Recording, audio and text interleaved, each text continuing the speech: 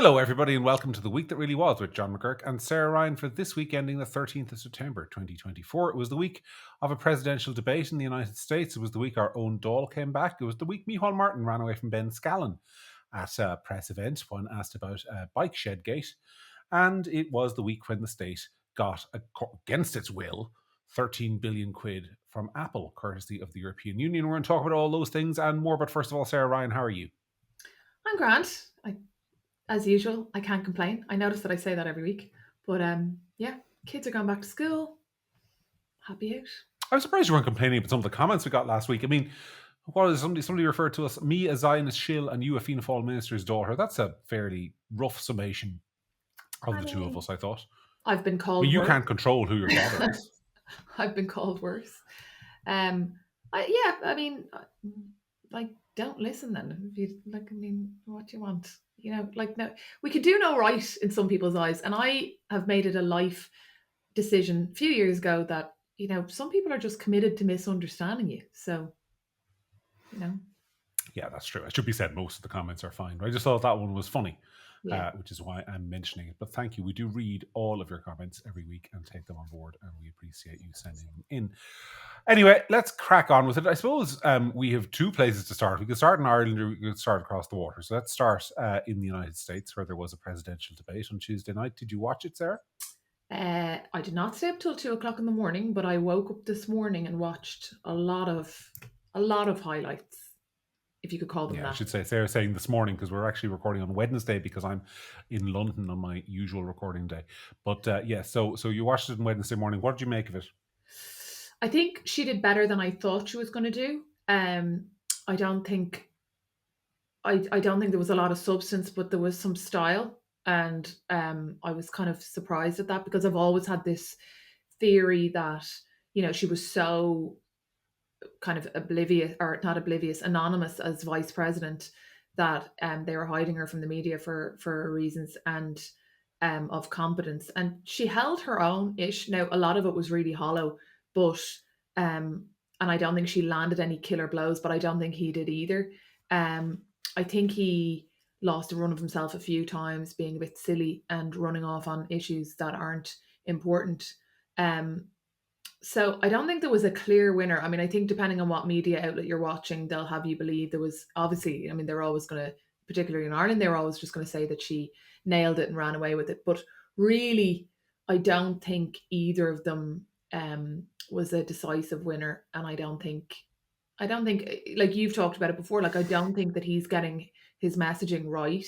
And I think that she seemed okay, and that's probably a win for her. Hmm. I mean, I thought a few things about it. First of all, I mean, I wrote a piece last week before the debate in which I noted that at the last presidential election, he had lost all three presidential debates to Joe Biden, according to the opinion polls they do after the debates. And she had actually won her debate against Mike Pence. And the reason I thought that was notable was that in the weeks leading up to this debate, or essentially since she became the nominee, if you had listened to what the Trump campaign was saying about Kamala Harris, you would think she was incapable of finishing a sentence. She's afraid of doing an interview. She's afraid of taking questions. She'll melt if she goes in front of the cameras. We can't. They can't trust her. They're hiding her away. She'll be a disaster. And I always thought from day one that was a very dangerous message heading into a debate because you're first of all you're hyping up the stakes and you're saying, oh, look at this person, she can't even talk, so you better watch the absolute disaster she's going to have in this debate when she faces Donald Trump. Mm. And secondly, then she shows up and is, I mean, I watched it, didn't watch it live, who was the time for that, but I got up in the morning and I watched it all, and my impression was, like, she wasn't great. There was nothing about Kamala Harris that was brilliant. But if you compared the Kamala Harris on screen to the Kamala Harris you'd heard about from the sort of Trump campaign over the last couple of weeks, you would have said, she's a lot better than they've been saying she is. So I think that Mm. was error number one. And then there's just the fact that Donald Trump was, I mean, I watched Megyn Kelly giving out stink about the moderators and saying it was 3-on-1. And yeah, there's a point there, it was. And there's no doubt it wasn't easy for him. And there's no doubt that there was an attempt to kind of like gang up on him at times. But he was also just awful. Mm. He was just awful. I mean, you know, there are two things. I mean, obviously, there's the they're eating cats and dogs bit, and I mean, this is based off one viral video where somebody is accused of eating and killing a cat in an entirely different city to the one he mentioned. And secondly, there was the whole extended riff about the 2020 election. I know there'll be people watching me and watching us who'll be like, "Oh, but John, there was a real issue with the 2020 election." I mean, so what? Yeah, 70% of American voters don't agree with you. Voters are not going to cast their votes based on the last election. You've just wasted 5 minutes making yourself sound like a crank. In the 2016 election, Donald Trump was all about talking to the voters. He was like, I'm going to build a wall. I'm going to bring in tariffs. I'm going to make your life better. I'm going to return wealth to the middle class. Now in this election, it's all I'm going to persecute my political opponents. I'm going to take revenge. yeah, I'm going to, it's nonsensical stuff. mm, Now the election is going to be very close, regardless of the debate. But I just, people know my views on Donald Trump, which are not, if Donald Trump was what his supporters said he was, I'd support him. But he's not, so I don't. And yeah. that's the problem. It's the I'm not coming at Trump from the left. I'm coming at Trump from the right as somebody who is just a bad advocate for the things that he is supposed to believe in and things that people on the center right of politics are supposed to believe in. He's just bad at this. That's Yeah, my well, opinion. I take your point, but at the same time, John, neither of the people standing on the stage debating believe in anything they're saying. That's true, but one can point out the flaws in the other. So Donald Trump, and again, before, I actually wrote two pieces before the debate, but one of the pieces I wrote before the debate was saying Donald Trump has a very simple message going into this debate, which is my 4 years are better than your 4 years. Mm, That's it. That's his message. You had four years of me and you had 4 years of Biden and Harris. Which was better? Vote on that basis. That is the simplest message in the world. He couldn't deliver it. He was incapable. He got somewhere close to it in his closing statement where he said, look, you've had 4 years to fix these problems and you haven't done it. But where was the explicit contrast between my 4 years as president when all these good things happened and your 4 years when all these bad things have happened? It yeah, wasn't there. Whereas she hit every attack on him that she wanted to land. And as others have noted, she was able to bait him off message so easily. oh, he's like a child. Just by, yeah, it was like watching a child. Like it was Yeah, like watching a 5-year-old. So, look, I know there are people who are watching us are more Trump fans than they are Harris fans. Not 100%, but most of you are more Trump fans than they are Harris fans. So we're not here to make you feel bad, but like we are here to. I think. Well, I am here at least. I know Sarah is probably warmer on Trump than I am, but like, yeah, I just think you have to face up to that. If he wins the election, which he may very well may, I'm not saying he won't. It'll be despite his own best efforts. yeah. I mean, I think there's issues with the campaign. I think the messaging is off. Like, I think he like you've made the point before about energy, so I won't go over that. But I think he has some good. He has some. He has some a good story he could tell about the fact that he is probably better positioned to end at least one of the wars that are currently ongoing in the world than Kamala ever could be. And I think that that's something he could be talking about.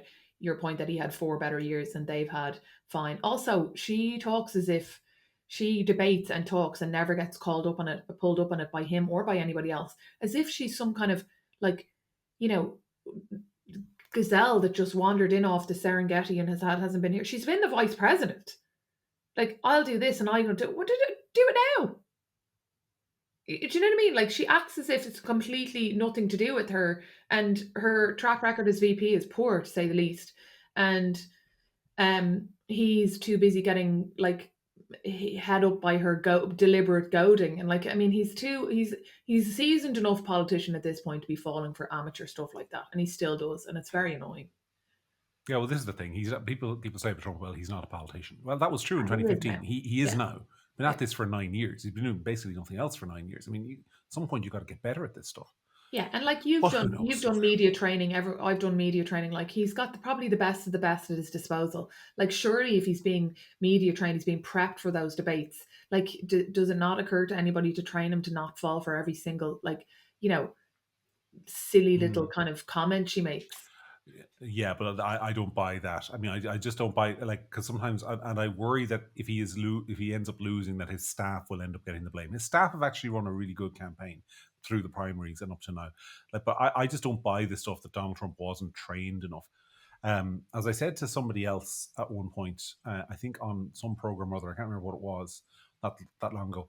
I was talking about 2 years ago to somebody who was very heavily involved in his 2020 campaign, who said basically the advice he got was, look, go to your rallies and hit these points. The economy is good. We're recovering from COVID. We've had no wars, and hit them over and over and over again. Mm. And he wouldn't do it. He'd go and he'd hit those 3 points, and then he'd go off on a ramble about something. And of course, the local media would pick up on the ramble, and that's Yeah. all that would be heard. And the next day, it would be Donald Trump says you should inject bleach or something of that nature. It Yeah. wasn't Yeah. that one, but Yeah. something Yeah. like that. And it's the same problem. Like all the advice he gets, and then somebody says your rally crowds aren't as big as they used to be, and he goes off for a 10-minute ramble about his rally sizes. Like that's not, you can't train that out of somebody at 80 years of age, which he is. That's just impulse. He's never going to change, and you're stuck with him. Yeah.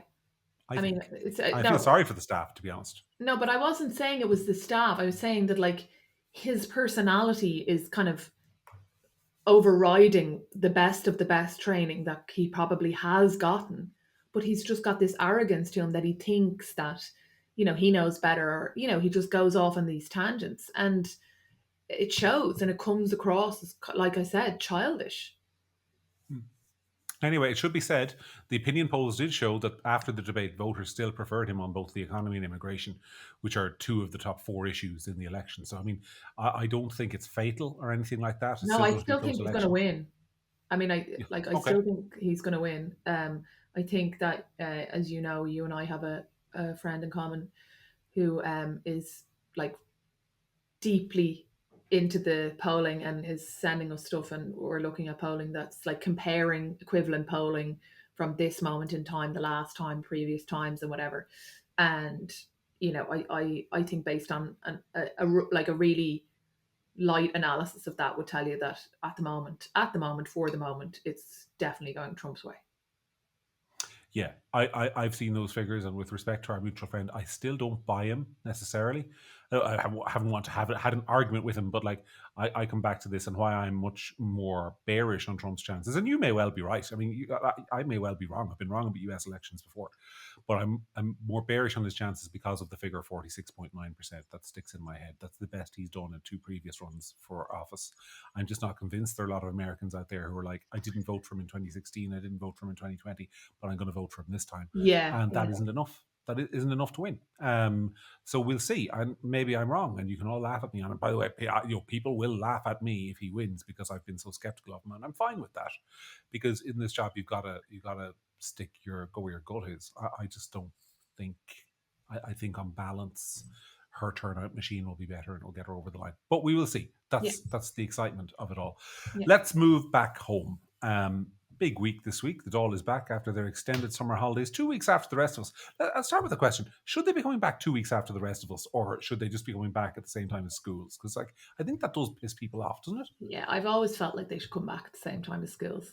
And I would say, and I appreciate, because I obviously know lots of people who are in politics, that like most of them aren't really like not working when the Dáil's not sitting. You Hmm. know what I mean? They're doing stuff. They're doing local work, and they're not they don't, sometimes I feel like this impression is made that like they go off on holidays for 2 months. But most politicians I know, particularly ones who know there's a general election coming up soon, didn't exactly rest on their laurels for the summer, to be fair. Hmm.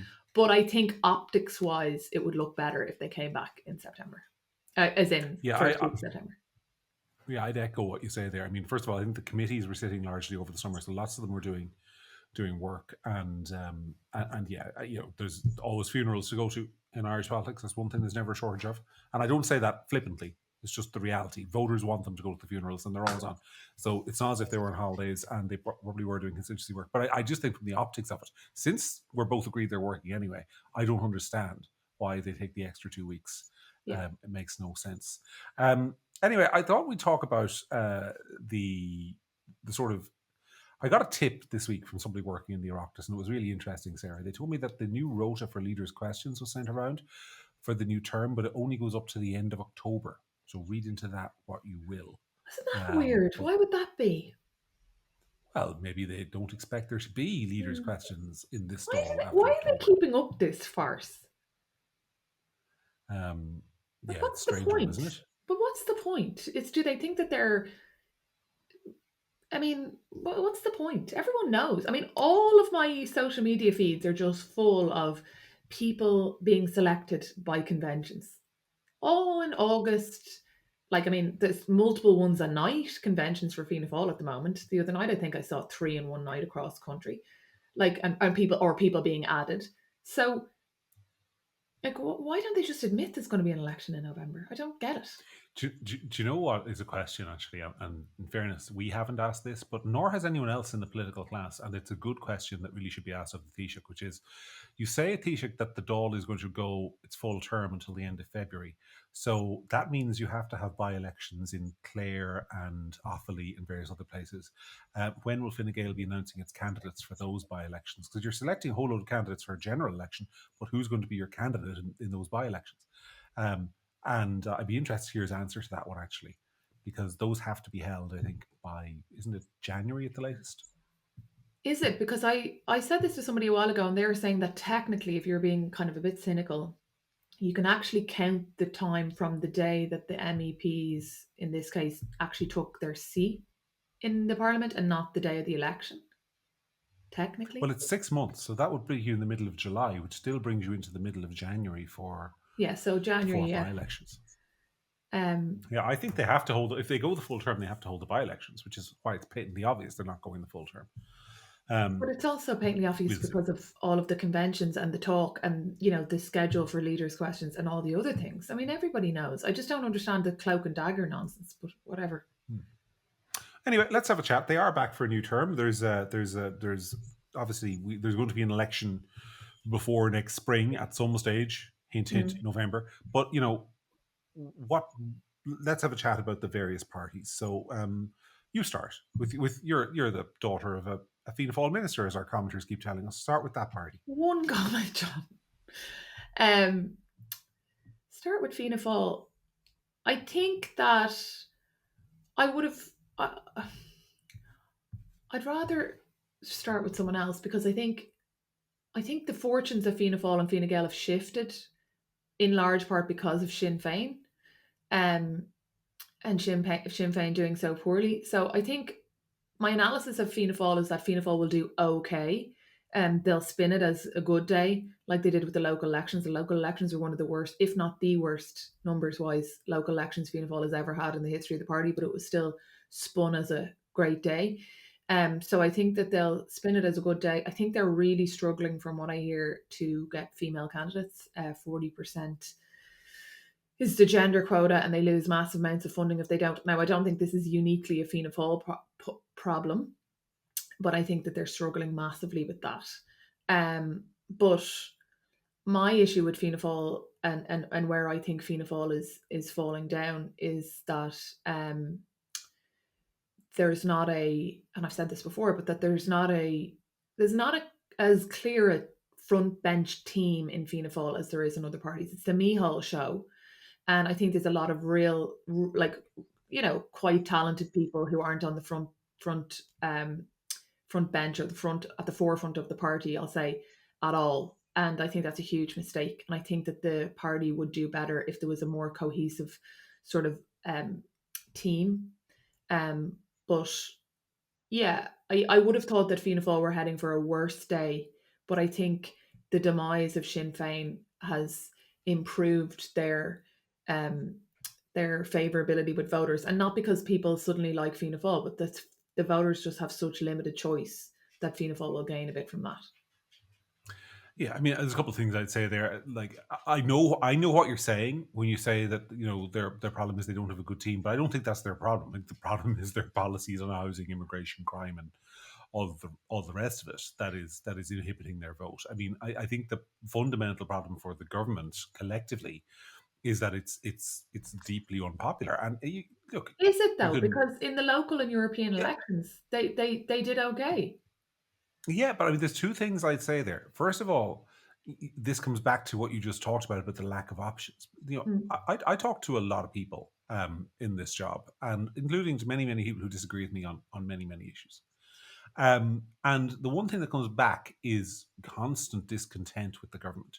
yeah. Now, that doesn't translate always into support for the opposition, because people say, well, if I get rid of Fianna Fáil and Fine Gael, who do I replace them with? And the answer is the only obvious alternative is Sinn Féin, and that is and has been for some time just a bridge too far for an awful lot of people, mainly middle class people, mainly working people, just a bridge too far. They don't trust Sinn Féin on the economy. They don't trust Sinn Féin to run the country in a way that wouldn't embarrass them. There's like, and that's before you get into Sinn Féin's trouble with the working classes on immigration and housing. So yeah, the government have been benefiting from some time by the fact that there's a cap on the level of support that's available for Sinn Féin. But I think the government is still deep. People don't want to vote for them. That's the one, but they will because there's very few other options. But that's my And point. that Like that's exactly my point. Is that I feel like it's weird because like I'll get to Sinn Féin in a second, but in a weird way, I kind of want Sinn Féin to do well, not too well because I'm obviously not a Sinn Féin voter, but at the same time, I feel like Sinn Féin's ineptitude is allowing the government to get away with murder. Yeah, it is. It is, but then the alternative. I mean, I always, I'm very open with what I believe. Like, I think a Sinn Féin government would be in opposition to almost everything I believe on almost Yeah, yeah. every issue under the sun. So I can't put myself in a position where I wish I'd see them do well, and I can't vote out the government at this election. That's one thing I can't do, because when you talk about voting out of the government, what do you mean? It means replacing them with another lot. Now, I can't do that. I don't have another lot to vote for who I can put in. My alternative options are, some kind of Sinn Féin led coalition of the left, which I have no interest in seeing. If you put a gun to my head and said, would you prefer the current government or a Sinn Féin led government? I would say on personalities, I don't care, but on policies, the other lot would probably be worse on all the things I care about. So I mean, that means I'm essentially going to do what I would be doing in the US election, which is abstaining, voting for a third party, or in this case, voting for some independent who I know isn't going to be in government. So it's a vote of discontent, but a vote of discontent with nowhere to go other than an independent. And that's just in my case.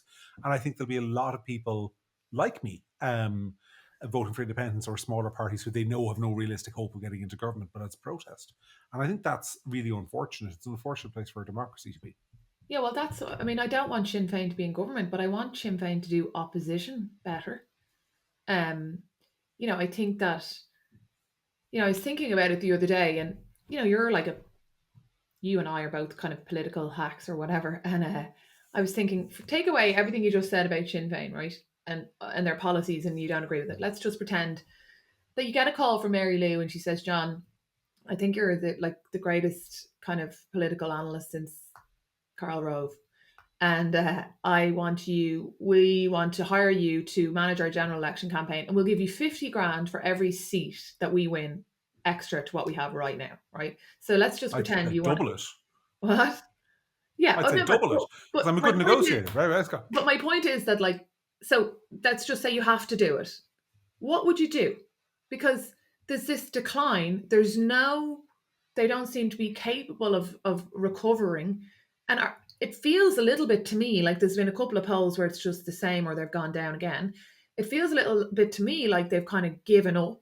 And I know, like, because like Fianna Fáil in the past, like there's a kind of after a general election, you realize you're not going to win the next election, so you're kind of like in a rebuild phase or whatever. But Sinn Féin have shit the bed before they've even gotten into government. So are they just accepting that they're not even in with a chance of winning this election, or do they not know how to recover? So if you were in charge, what would you do to try and let's assume none of them are watching this, we don't give them any tips, but like what how do you roll this back? Because I don't see any improvement in their fortunes.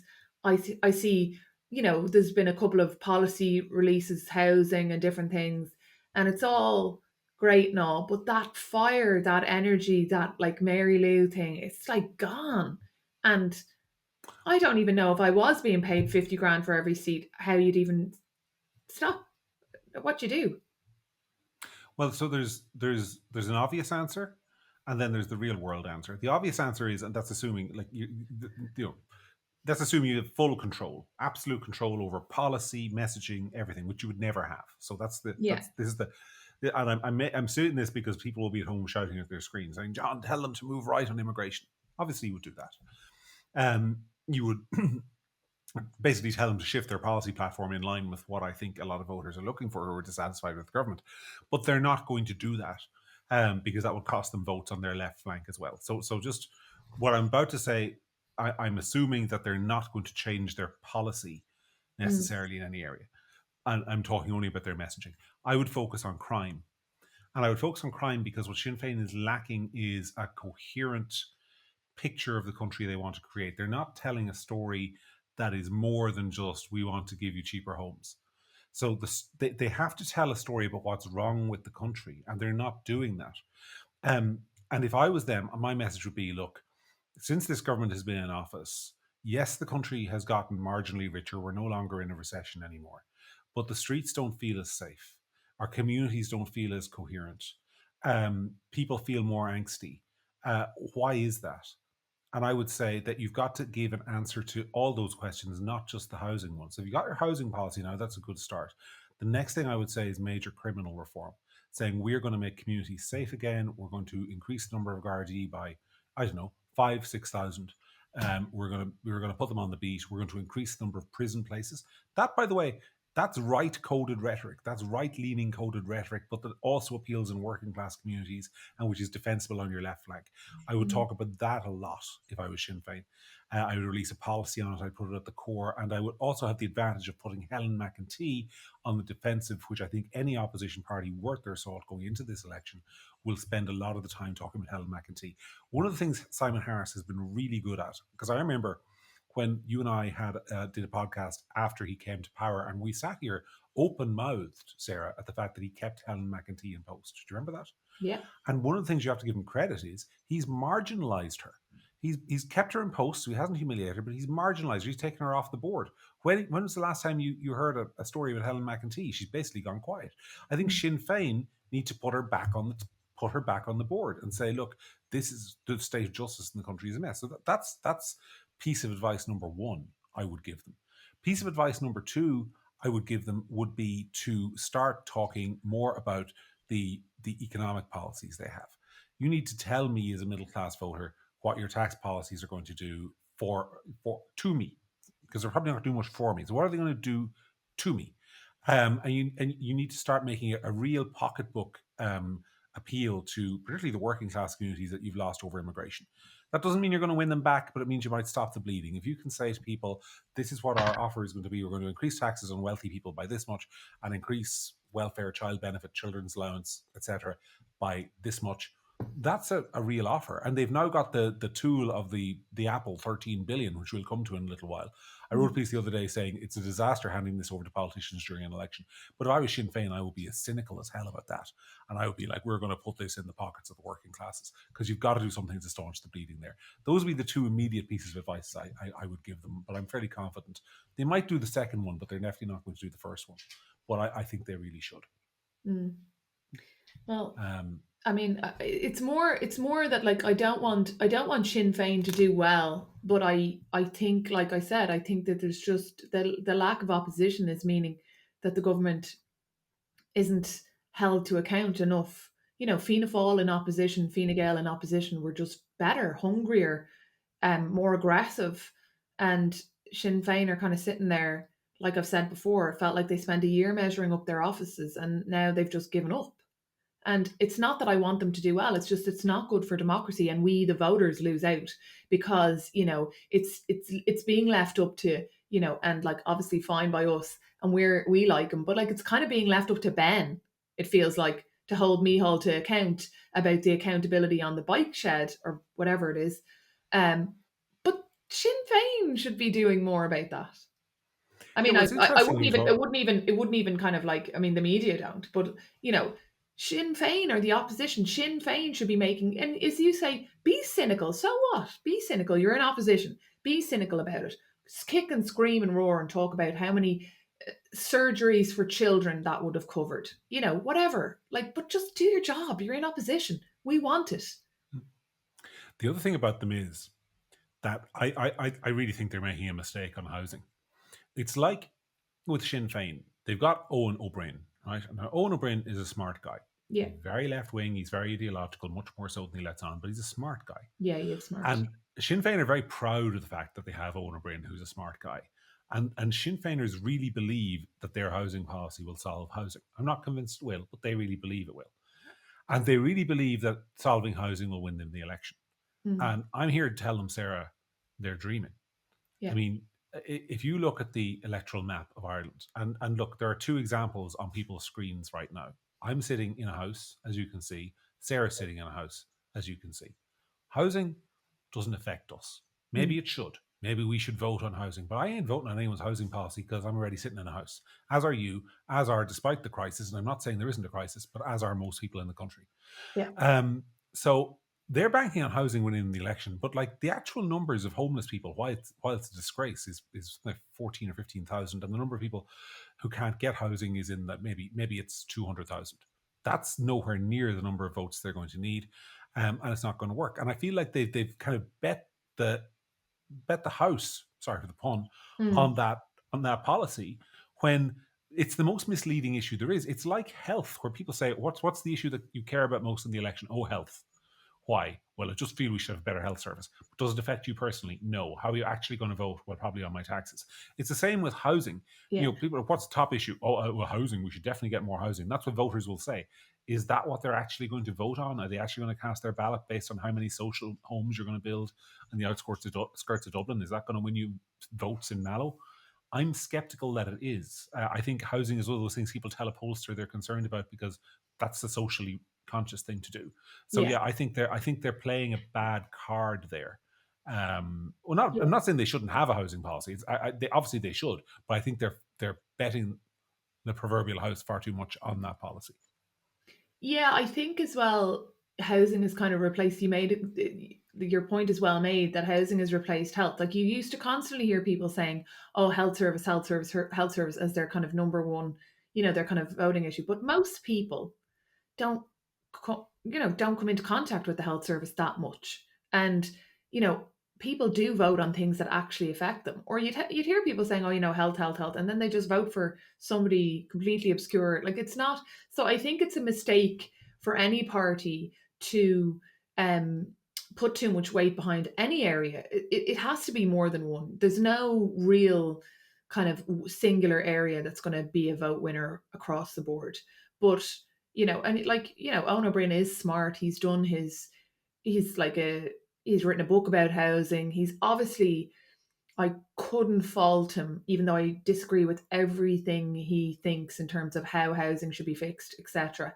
I couldn't fault him as and like he comes from an ideological position that's different from mine, and that's fine. But I couldn't fault him on the fact that he's done his thinking, he's done his work, he's done his homework, he thinks about this deeply, and he's come up with a policy. Fair, grand. But I think that there's it's not enough of an issue for enough of voters. And I think that if I, to answer my own question, if I was advising Sinn Féin, I think it's really tricky. But I think you're right that they have to branch out into other areas like crime because no one else seems to be grabbing that nettle. Um, but I also think they just have to change their position on immigration completely. They should have done it over But the let's talk a summer. little. Let's talk about the politics of immigration because it's an interesting one. It's one of those ones where, like, there was another outbreak of it in Clare last week, another town where there are protests and local concerns in County Clare. I think it was Kilrush, but I might be wrong. Mm. Kilrush, Kilkee. That we get it mixed up. But I think off the top of my head it was Kilrush. Um, and it is still going on. Still going on around the country. It's still there. I was talking to somebody last week who said something that stuck with me, where he said he was talking about he hadn't been to Dublin very often over the last few years, but he'd gone to Dublin, and he said because I haven't been there as often, it's really noticeable now. The demographic change is really, really noticeable in a way that it wasn't before, just in terms of the mixture of races and skin colors you see walking around Dublin. He said it's really noticeable, and he said what's fascinating is that with progressivism, this is at once presented as true and good, like this is good, we're more multicultural, but also something you're not allowed to talk about. It's not Mm. really happening. So if you say, "Oh, I really noticed that Dublin is more ethnically diverse than it was," at once that is supposed to be something we applaud, but also something you're not supposed to notice or mention aloud in public. Yeah. And I don't know if that is it's still there. It's still registering. The last Irish Times poll on the issue still put it up there with housing. And it kind of feels to me like politicians have gone away after the local elections, stuck their head in the sand, and hoped that somehow the issue will go away. But it hasn't. Um, but I don't know how it's going to affect the ballot box, because you've got all these small parties running candidates. Obviously, and by the way, some of the smaller parties, I know people were saying at the local elections there was only a few seats here and there, but some of them got really good votes. And they did take some seats in some places, and some of them will be threats for seats in the next election. There is no doubt. Yeah, For example, that if Gavin Pepper runs for election in his area in Finglas, which I think is it in North Dublin Northwest? I'm not sure what yeah, I think constituency it's it is. Northwest. Like Yeah, you can't write him out for a seat. There are various other candidates around the country who will be. I mean, Ken O'Flynn is running for Independent Ireland in Cork. He will be obviously talking about the immigration issue. You certainly would imagine he'll gain a seat. I mean, so there will be gains made on that issue, but just nowhere near enough to threaten the politics of the mm. political establishment. So, do you think the government is just going to ignore the issue during the campaign, or rerun the playbook of the local elections where they just talk about how they're going to be hard line on it and do nothing? Yeah, I mean, I think that they'll ignore the issue as much as they're able to, and then I think that what will probably happen is at a constituency by constituency level, whatever TD from the government that's potentially fighting for their seat or whatever, will sort of do the old, yeah, no, I agree with you, because to try and kind of soften the issue Mhm. locally. But I definitely think they'll avoid it. I also think that I've said this loads of times before, that there's going to be some issue in the next few weeks that comes, like, that we didn't see coming, that will be one of the central issues of the election, and it might be something to do with immigration. Something might happen. It might be. I've always felt like crime might end up being a huge part of this general election campaign, just because there'll be an event of some description, hopefully nothing too awful, that will just spark something and kick something off. Because like nearly every general election, something happens. What was the last general election that was really surprising? Was it something to do with the? Commemorating the Dublin Yeah, Metropolitan Police. yeah, yeah, exactly. These kind of random events, dear boy events, Which come. which I think actually explains a lot of Sinn Féin's surge at the last election, and may explain a lot of their unwinding at this election, because I think they could lose seats. I mean, I'm not saying they will. I think they could lose seats at this election. Part of that will be that the Republican issue, the tide has just gone out a bit. Tide came in at the last election on this whole business of, it's the centenary of the Great Rising, and are we going to commemorate everyone or just the lads in green? And the direct answer from the electorate was just the lads in green. Thanks very much. And I think they yeah, I'm not would. sure that's. I think they Go ahead. 100% are going to lose a lot of seats. Like, That's interesting. That's how a many very. have they? That's a very. I mean, How many have they got now? How many TDs do they have? uh, 30 something, I think. Don't ask me these things off the top of my head, Sarah, but I 30 would something. say What? at the moment, subject to change. At the moment, I would say Sinn Féin could lose 10 seats. You Hmm, remember, John, that people got elected last time who were on their holidays, yeah, like weren't even there. yeah. That's unheard of. No disrespect to the person, but that's unheard of. Unheard of. That, like, you're just so, like, that's basically what I would describe as. And I actually don't want to speak about that person because I don't actually know enough about their candidacy or their campaign. It might have been the best campaign in the world, but in general, it felt like the last time that there was people who got elected for Sinn Féin who were borderline paper candidates. Do you know what I mean? People Hmm. just on the ticket. No one expected them to win, and all of a sudden, a lot of them got elected. That extra, those extra seats, I reckon, are there's 8 to 10 of them, and they'll be gone, and they won't be. And the thing is that, like, I think that Fianna Fáil and Fine Gael will probably hold on for the most part. A couple of losses here and there, but I think Sinn Féin are the most vulnerable to losing to new independent Ireland, or Ain2, or like the Ken O'Flynn, those kind of seats. Like, Sinn Féin will lose those seats. So I think at the moment Sinn Féin are in in trouble, and I think that they will lose, 7, 8, 9, 10 seats. Yeah, it's interesting. I mean, one of those candidates you talked about was Martin Brown, my own local TD here in Tipperary. And, like, no disrespect to the man, he ran Yeah. a good, solid Sinn Féin campaign, but he's from the south of the county, and up here in the north of the county where I am, he was topping the poll or coming second in boxes where there'd never been a Sinn Féin vote before. Yeah. So you're right about that. And I don't think anyone predicted him to take a seat at the start of the campaign, and he did. So there will be surprises. It's getting near, and no doubt we'll talk more about it as we get there. Sarah and I are also going to try and make it to the count in the RDS and maybe do some live streaming from there on the day, so we can Nerds, have a we love chat it. about that. Yeah. Yeah, so all the nerds can join us on the internet to get our thoughts. All right, so let's move on anyway, because we'll talk about the politics a lot over the next few weeks. Let's talk a little bit about policy. What would you do with the 13 billion? It reminded me of you. I presume you watched The West Wing, did you? I Back did, in the yeah, day.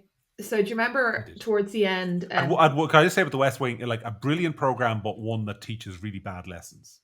Like people, and you get all this kind of people who like hang around politics and who think the West I Wing know, was like a guidebook on how to do it. And I know. yeah, it wasn't. Um, But anyway, but also you watched it the first time and you thought it was great, and then you watched it a few years later and you realized it was such kind of like lefty woke kind of. Anyway, but um, CJ Craig was the press officer, a press, yeah, person, press secretary. press secretary. God, my brain. And she became the chief of staff ultimately. And when I'm making a meal of this, but in the last couple of episodes, she's kind of their Bartlett is coming out of office, and obviously she's coming out of office in of the chief of staff role, and she's being offered all these jobs, right?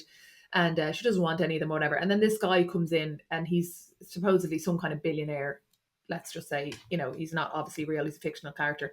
But he says to her, "I want somebody to. I have 11. Let's just make up. He's like, I have 11 billion dollars, and I want to invest it into something that will actually make a difference, and I want you to tell me, and I want you to work for me and like take on the job, and you just pick one thing and you fit one problem and you fix it." And she suggests to him, they're talking about Africa, and she suggests infrastructure, roads, and she said it's really boring, and like nobody will ever fundraise for it, but like half of the aid programs fail because it's not enough roads, right? So anyway, it kind of reminds me of that, in that it needs, I think if I was in charge, I would pick something singular, not kind of vague, I wouldn't put it near any of the large capital programs or projects that we have going, not a hospital, nothing like that, because we're not able to do that properly. So I think I would invest it. I'm not 100% sure, but I would pick something boring and invest it in that, solely in one thing. No one's ever going to do this, by the way, but like if we were if we were talking about something, I would build a prison and do something. You know what I mean? Like I just pick. I would pick a solitary, a sole I just focus. say that would end up being the world's most expensive prison. I don't even think Yeah, 88's no, I Florence should. in the Okay, I US would build costs that much. 3 prisons, and they would all be nine Okay. billion each. But so maybe not a prison, but I'd like a new prison. So that's kind of on my no. But what I'm saying is that I think it needs like a kind of a sole focus on one area. This is never going to happen. It's going to be like nothing. But um, I think it should have one sole focus. Yeah, one of the problems with politics, with democratic politics in general, and we live with it. And I often say, like, people, because it's surprising how often I say one of the problems with democracy is, and people are like, he says that often enough that I wonder about what he really thinks the system of government should be. I will say I am in favor of democracy, but I think it's important to acknowledge its many problems. One of those many problems is that politicians are incapable of focusing on one problem at a time, Yeah. because if you have 13 billion, and let's just say, as you were talking there, I was thinking, wouldn't it be great to take that money and invest it in opening up the Northwest Rail corridor, redoing that rail line that used to go to Donegal and doesn't go anymore. You could really improve the economic prospects of that county. You could probably do a few more rail lines as well for 13 billion, and that would be economically transformational for half the country. But then Mm, you're going to have the TDs from Wexford going, well, what about Wexford?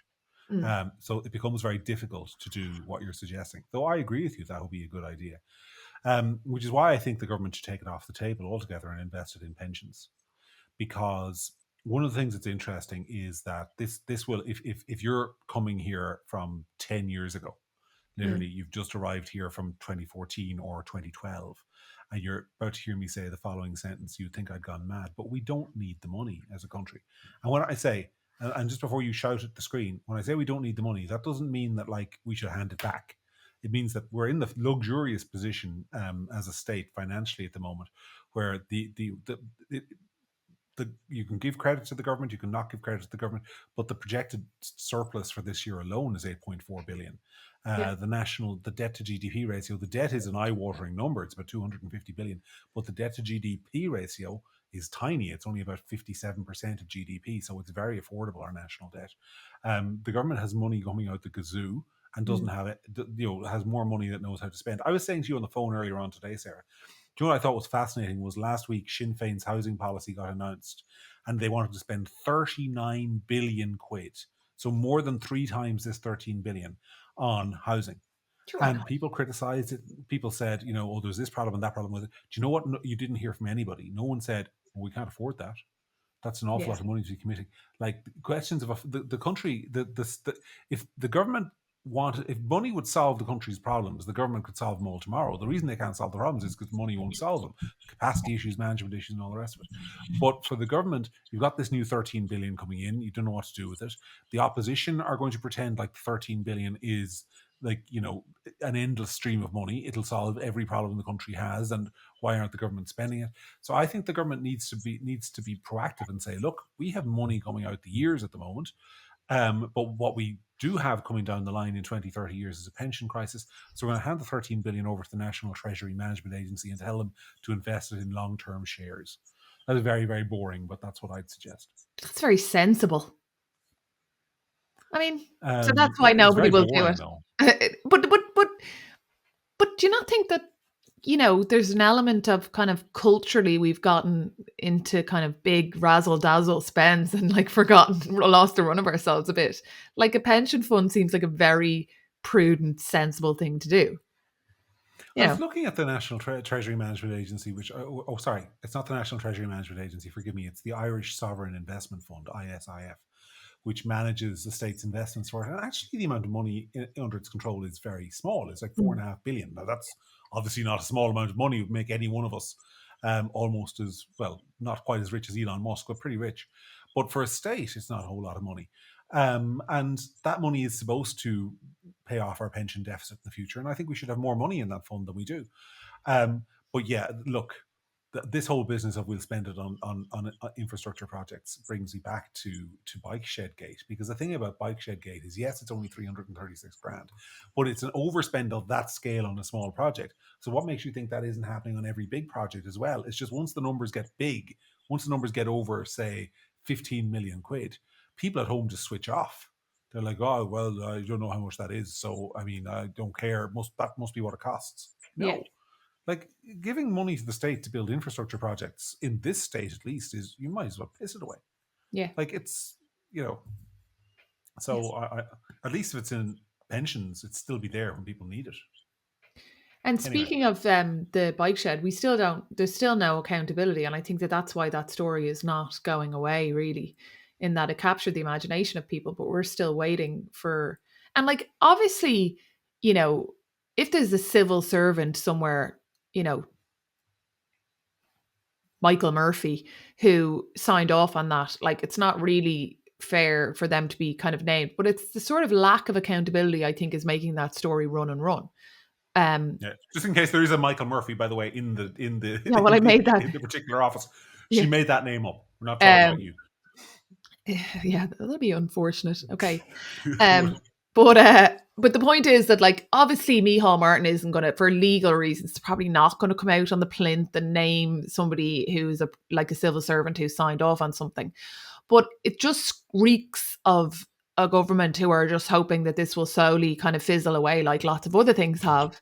And the fact of the matter is that that the public are still annoyed at how much overspend was there. It's it's a, as you say, it's a number you can put you can put your finger on it and say that's the cost of building a home. Why did that cost so much? I saw loads of things online about, with the costings for equivalent types of bike shed, bike cover, whatever it is, being built for kind of 30 and 40 grand. So, why? And there's just no answer. It's not just about the accountability. It's about, can you explain what the process is? Okay, don't name the person if they're a private citizen, but can you explain the process of who decides this money?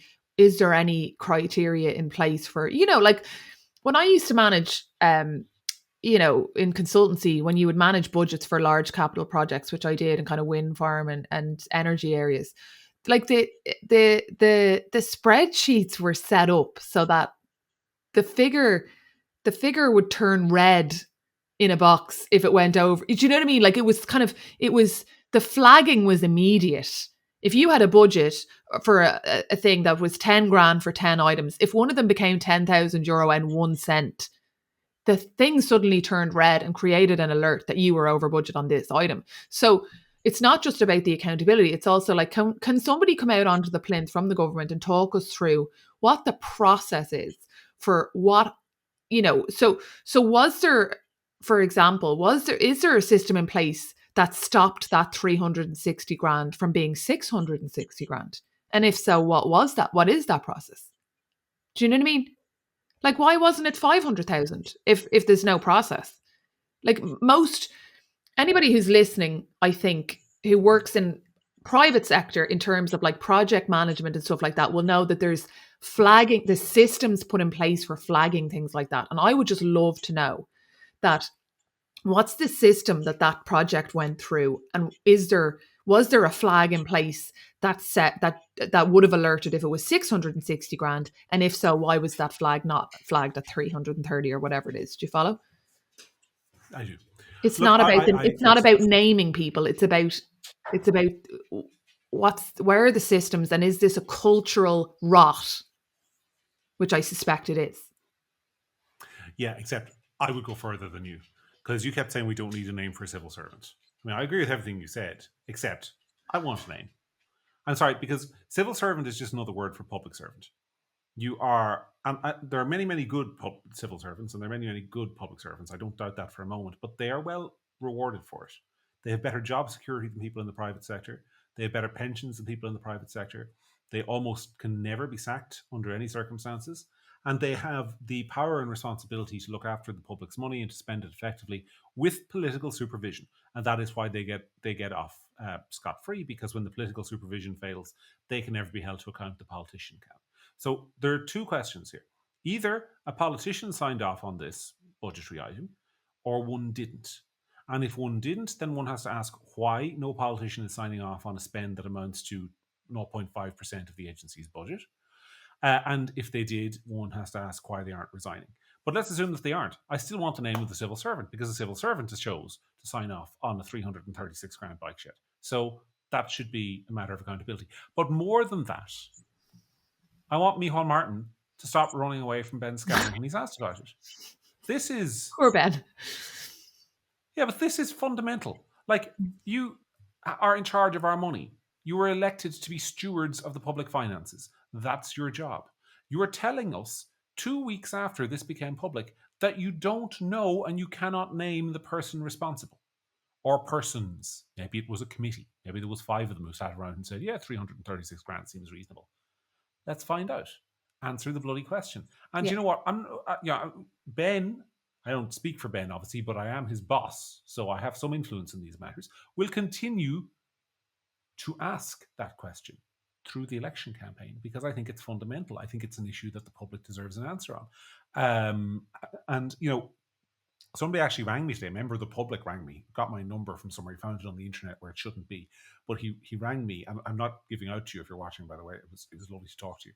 But he rang me and he was like, you keep asking the question. Keep asking the question, because like it's all anybody's talking about. Now, I don't know whether that's true or not, but I think it's all anyone should be talking about, because it's an example of what's wrong with the country. Yeah, Tell us who made the decision. I'd love to know if Micheál's attitude to Ben's question would be different if the bike shed had cost 1.5 million. Like, is there, you know what I mean? Is there a number that Micheál would think was suitable for more accountability? Or is it just, no matter what it is, it's fine? Do you know what I mean? Like, there's a kind of a, I think there's a rot in, and I've said this before, that there's a way in which the government thinks about money, our money, that is obviously not working very well for the taxpayer. Yeah. And it should be a matter of political accountability, because voters need to be informed to make these decisions. And I if I was an opposition leader, you talked about earlier on, what do I advise the government to do? I mean, if I was Mary Lou McDonald, I'd say the Dáil is back for another 6 8 weeks. You've got leaders' questions. Every single time you've got leaders' questions, you've got three questions, whatever it is. The first one would be, Taoiseach, who signed off on the bike shed and when will we find that out? Make it a running sore, like Yeah. until they're forced to answer it. Yeah. Um, because he can't just keep saying, "Oh, the inquiry will come back later on," because it's not something. It'd be different if this was the COVID inquiry, because Mm. people have deluded themselves into thinking, "Oh, yeah, well, the COVID inquiry is going to be complicated, whatever." This is literally just finding out who signed a purchase order. I would ask it every week, twice, at But this leaders' is questions. but this is the point I'm making about Sinn Féin, is that I want my opposition to be better, because and they're not. It's not about whether I think they'll be great in government. It's about, like, do we not deserve that? I mean, I didn't vote for Sinn Féin, but, like, do Sinn Féin voters or just the democracy not deserve that level? I mean, a lot of the time I feel like one of the best people in the Dáil for, or not one of them, I think the best person in the Dáil for calling the government to account and, like, actually asking those kind of things is Pater Tobin. And Mhm. I'm sure Pater Tobin will probably ask these questions. But Mary Lou McDonald is the leader of a party that has a significant amount of TDs, and she won't. And we're the government are blessed with their opposition, and we're cursed with it. Yeah. I'm always reminded when we talk about things like this of an excellent blog post which everyone should read. Go and type the following words into Google if you're watching this. Put in the name Jason O'Mahony. He's my friend, a former Irish Independent columnist, Sarah's friend as well. And then Anatomy of an Irish Scandal, and just read it. And he goes through the entire cycle. That we're all outraged. That no names come out. Then there's an inquiry. Then everyone lawyers up. Then all of a sudden, no one ever resigns, but a few people take early retirement on a good pension, and the circus moves on until it's mentioned again 10 years later and somebody calls for another inquiry. And that's probably not going to happen with the bike shed, but it's very much, if you Yeah. read what Jason wrote there, which he wrote, by the way, about 15 years ago, like, it is just so depressing, and it is all down to bad opposition. And I think part of it is Sinn Féin still are under the delusion that they might be in government, and they don't like setting precedents for when ministers have to resign, because one of the things I always find mad about Irish politics is the atmosphere of sympathy in Parliament for people who are incompetent and have to resign. Like, there's a sense that, oh, sure, But there's awful care. you make friends with people. I can understand that. That's tricky. Yeah, but like, I don't care. This is about. No, I actually genuinely don't care. It's not that I don't have friends. I have many friends. Do I want to see But them in you just trouble? don't have No. any friends who But are you too. but no, but your job, Sarah, is to be there to Yeah. hold the government of the day to account on behalf Yeah. of the public. It's not to go easy on the government because one of them is your mate. I'm not saying that's what's happening in this instance, Yeah. but I'm saying that is a tendency to happen in Irish politics. Yeah. Like, there's a tendency to kind of like go easy. I mean, I remember one particular resignation at the start of this government. It was the Barry Cowan resignation. Do you remember that? Yeah. And it transpired that Barry Cowan had was something to do with driving. I don't remember the specific offence, whether it was it was something to do with driving improperly. Yeah. And he had to resign. And there was an outpouring of sympathy, like, oh, geez, poor Barry Cowan, he had to resign. Uh, why are you sympathetic for him? I mean, I obviously have no personal animus towards the man. He may have been a capable minister, but is the job of the opposition to get ministers to resign if they fail to live up to the appropriate moral, ethical, or competent standards Well, of I the parliament? take your point, but I don't think that's a good example, because I think he was forced to resign. He is competent. There's no doubt about that. Like, he's a smart guy, and he was forced to resign about something to do with. You're right. I can't remember what it was, but it was a real legacy thing. It was from 10 years before, or 12 years before, and somebody had dredged it up, and he'd just been made a minister, and it was obviously some kind of weird jealousy thing, and then it was dragged up. Wasn't that the series of events? I can't remember, but I think, yeah, I mean, look, if you're playing senior politics, and the stakes are high, and you are uncovered to have done something incompetent within your role, I don't think that applied in that situation, but within your role, of course you should resign. People have to resign or get fired in the private sector for not living up to their, the expectations of what they should be delivering all the time. So 100%. I do kind of see how people end up feeling sorry for them, because it's hard not to kind of get to know people, and then, you feel a bit kind of whatever. But we're not even asking, or I'm not even asking for Sinn Féin to be going after scalps. We're just asking for some basic low level kind of opposition, accountability, demanding answers, just some basic, Like I say, the basics of the job of opposition. yeah, I mean, for me, it's a matter of it's doing the basics right. Like the Yeah. basics are: here's an open sore. The government have signed off. They spent 336 grand on something that should cost 15 grand. Yeah. Who is responsible? Just ask that question. Make it keep going. Make it so painful for the government that they have to answer the question. Yeah. That's opposition. That's what your job is. But I suspect Sinn Féin are going to spend the next few weeks using every question they have to talk about their housing policy, which I understand on one level, but it's also just bad politics. Like you have one of the things that often bothers me about the Oireachtas is the standard of questioning, like that is leveled at ministers by TDs. TDs stand up and they make speeches that are Yeah. theoretically questions. I Like know. your question should literally be, you're called upon, you stand up and you go, Minister, who signed off on the funding for the bike shed? And then you sit down. That's it. Do you know who's good at That's your that? question. Do you know who's good at that actually? Is Alan Kelly. Alan Yeah. Kelly's good at that. I think He's he's lost his mojo a bit since not being the leader of the Labour Party because, they obviously replaced him with that wonderful political strategy. But I think he was good at that. I think he was good at calling out accountability. He was good at getting his teeth into an issue and not letting it go like a dog with a bone. He was good at that. well, let it never be said that we never say anything nice about the Labour Party, but we will leave it there for this week. We've gone over an hour, which is about as long as we can hold anyone's attention, we think. Hmm. So we'll leave it there and chat to you next week. Sarah, thank you very much for joining me as ever. Viewers, thank you very much for watching us as ever. I've been an Israeli shill. She's been a Fianna Fáil minister's daughter. This has been the week that's really was, and we'll talk to you in a week's time. Take care.